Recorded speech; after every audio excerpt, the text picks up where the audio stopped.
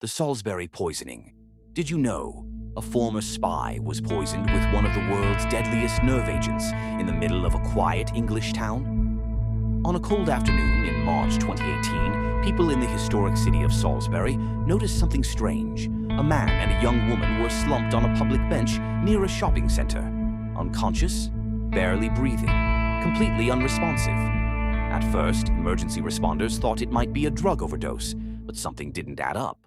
The man was identified as Sergei Skripal, a former Russian military intelligence officer who had once worked as a double agent for Britain. Years earlier, he had been arrested in Russia, convicted of espionage, and later released during a Cold War-style spy exchange.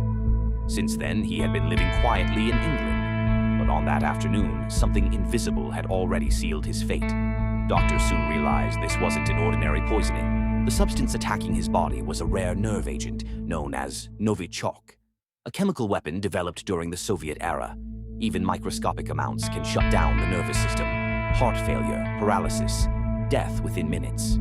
Suddenly, Salisbury wasn't just a quiet cathedral town anymore. It was the center of an international crisis. Investigators launched one of the largest counter-terrorism operations in British history. Entire streets were sealed. Hazard teams in full protective suits searched buildings. Restaurants, parks, and homes were evacuated. Then the trail led somewhere chilling. Authorities believed the poison had been hidden inside a perfume bottle. The nerve agent was allegedly smeared onto Skripal's front door handle, meaning that, earlier that day when he returned home, when he reached for the door, he was unaware he had just signed his death warrant. Miraculously, both Skripal and his daughter survived after weeks in critical condition, but the story didn't end there. Months later, another British citizen unknowingly found the discarded perfume bottle. Thinking it was harmless, she sprayed it on herself. She died soon after. Governments across Europe accused Russian operatives of carrying out the attack. Russia denied involvement.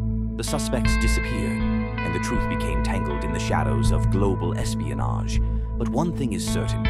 On an ordinary afternoon in Salisbury, an invisible weapon turned a peaceful city into the front line of a modern spy war. A reminder that the Cold War never fully disappeared. It simply became quieter, more subtle, more dangerous. Because in the world of espionage, the deadliest weapons are often the ones you never see coming. For more true stories, like follow and share,